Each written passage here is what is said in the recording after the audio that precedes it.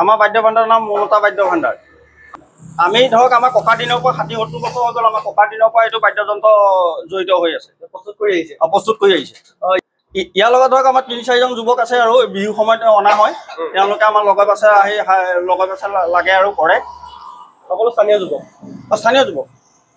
আমি ইয়াত ধৰক ঢোল, খোল, নেগেৰা, তবলা এইবিলাকে প্ৰস্তুত কৰোঁ। বিশেষকৈ বিহুৰ সময়ত ঢোলৰ অলপ বিহুৰ সময়ত বিহুটো আহিলে মানে ঢোলৰ ব্যস্ততা অলপ বেছি বাঢ়ি যায়। তেতিয়া বিহুৰ সময়ত তেতিয়া ঢোলৰ কামহে চলি থাকে আমাৰ বেছি। ঢোল প্ৰস্তুত কৰোঁতে আপোনাৰ 3 কোৱালিটি চামৰা লাগে। গাই গৰু লাগিব, চেউৰী গৰু লাগিব আৰু বলদ গৰু লাগিব। বলদ গৰু আপোনাৰ বুৰতি বনোৱা হয় আৰু গাই গৰু চামৰা কোবা ফালে লগোৱা হয় আৰু চেউৰী গৰু চামৰা আপোনাৰ তালি ফালে লগোৱা হয়। তেতিয়াহে এটা ঢোল প্ৰস্তুত কৰা হয়। এইবছৰ ব্যস্ততা আছে। ৰাইজৰ সহায় লাভ কৰিছোঁ। ৰাইজে আহি আছে, গৈ আছে, ঢোল লৈ আছে, বনাব দিছে, কিনিছে। আমি তেতিয়া ভাল লাগে, আহে যেতিয়া বহে আমাৰ লগত 2-4টা কথা পাতে, তেতিয়া আমাৰ মনটো ভাল লাগে। নিশ্চয় ভাল লাগে। হয়। ঢোলৰ দাম আপোনাৰ কঁঠাল কাঠৰ ঢোল নিলে আপোনাৰ 9,000, 9,500 আৰু চাম কাঠৰ ঢোল নিলে 7,500, 8,000 তেনেকুৱা দাম। আৰু মিডিয়াম ঢোলবিলাক আপোনাৰ 5,500 মান।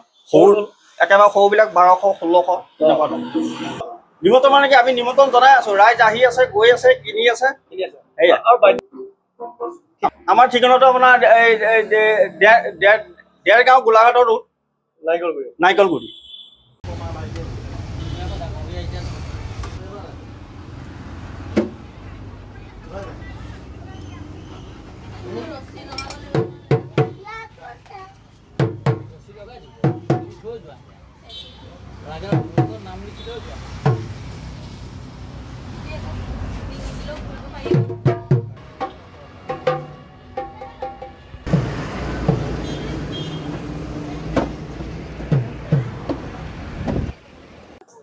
কামাখ্যা বাদ্য ভাণ্ডাৰ দেৰগাঁও নাৰিকলগুৰিত থাকে।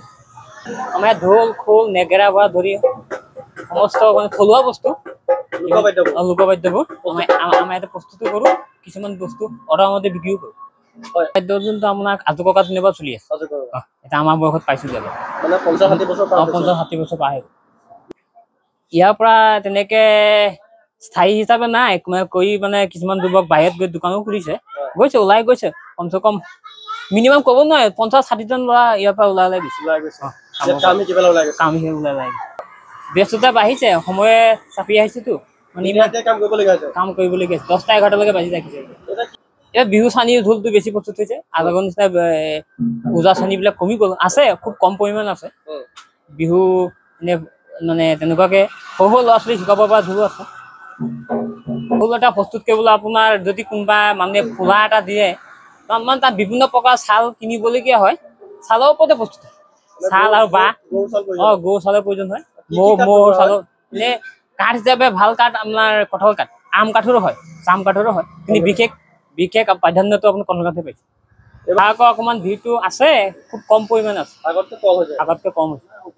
বস্তুৰ দামো অকণমান ওপৰলৈ বাঢ়িছেতো, বাঢ়িছে, অলপ বাঢ়িছে।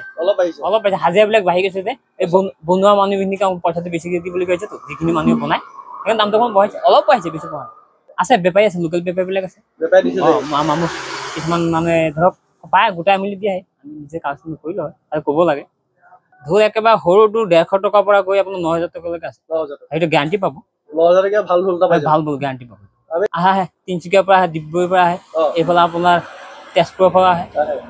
বিভিন্ন শিল্পীও নিয়ে। ভাল লাগে নিশ্চয়। অসমবাসী ৰাইজক জনাওঁ, আহক 2-4 টকা কমতে দিম। আমাৰো বেপাৰটো অকণমান জীয়াই থাকক। নিমন্ত্ৰণ জনাইছে, আহক।